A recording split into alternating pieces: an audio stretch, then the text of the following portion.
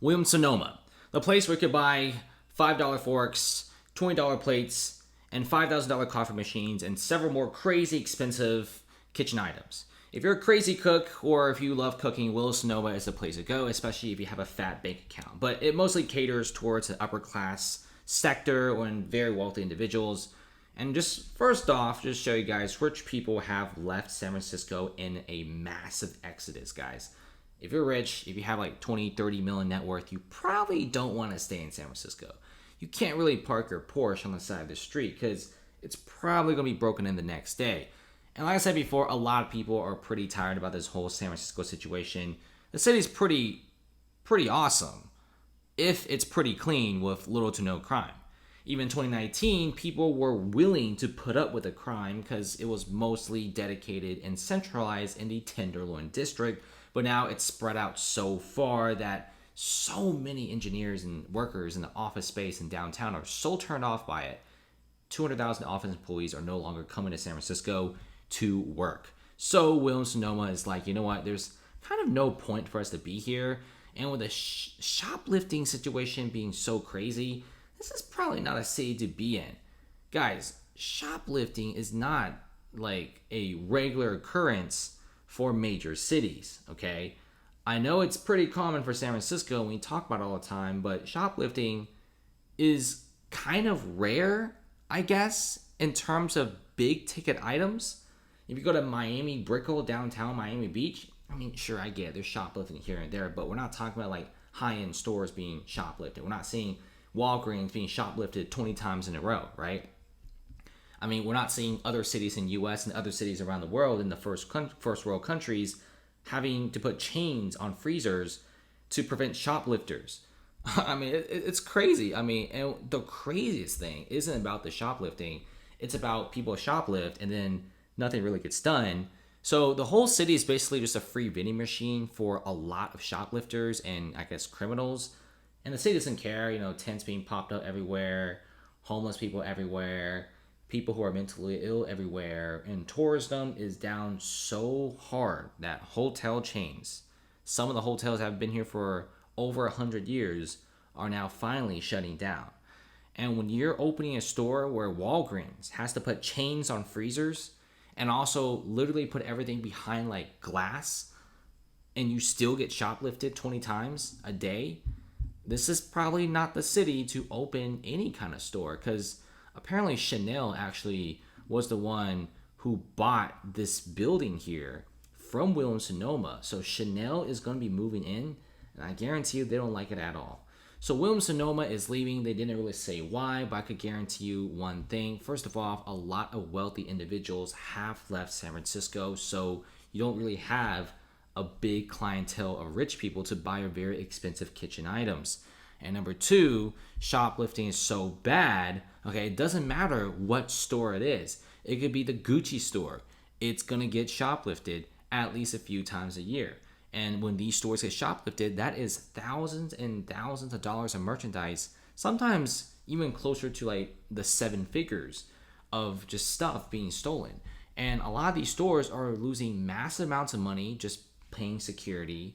They're spending massive amounts of money and making sure their items don't get stolen. There's too many security measures that are too expensive to implement.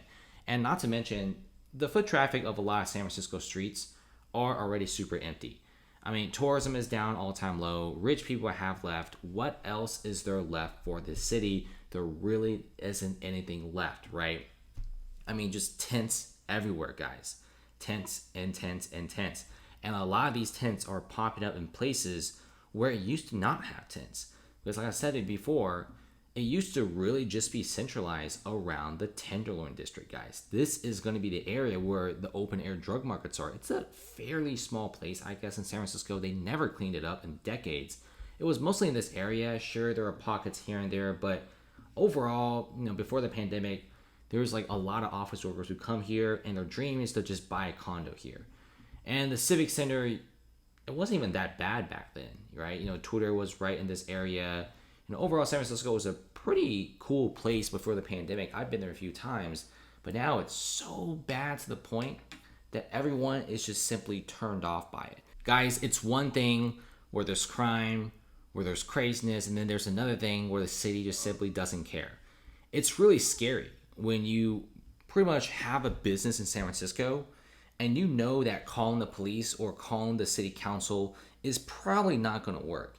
You have a bunch of tents and also craziness outside your business, and you know that your business is probably not going to get any foot traffic because of the tents. You call the city council to try to relocate people and pretty much also call in to, hey, can you just help these people? Like, they're just straight up on the streets.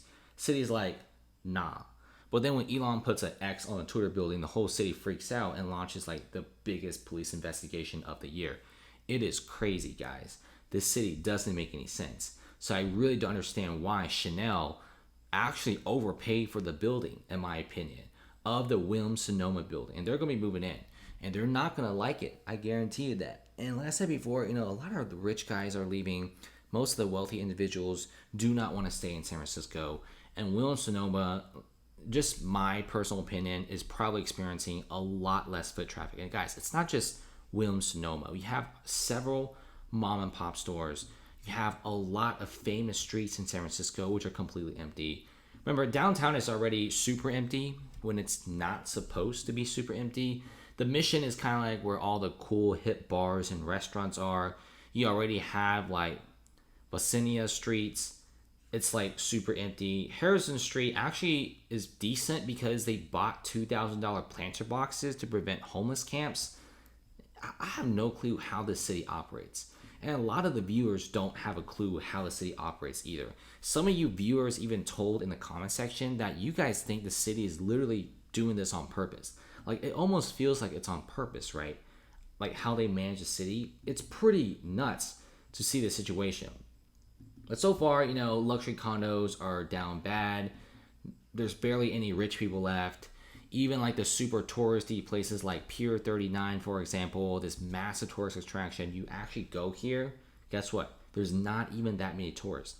Okay, a lot of these San Francisco locals who talk stuff in the comment sections, who talk on Reddit, you guys all say the same thing. Pier 39 used to be packed shoulder to shoulder. Now it's not even packed. It's actually super empty. There's barely anyone coming here for vacation, right? Fisherman's Wharf, North San Francisco. This is supposed to be an area where a lot of tourism is supposed to be, but there's no tourism, guys. Okay, now I get it. There's some parts of San Francisco, it's still pretty lit, but most of the areas are pretty filthy and it's pretty bad. And there's very, very few places left in the Bay Area where it's actually livable. Oakland is crazy. Fremont's still crazy. San Jose is pretty crazy as well. Same thing with San Francisco. I think the only decent places is probably like Palo Alto, Stanford, Mountain View, a little bit of Cupertino, and of course Napa Valley is somewhat decent, but it's mostly for like liquor, wine, and pretty nice beach houses. That's really about it, guys. Craziness in San Francisco, it's never ending.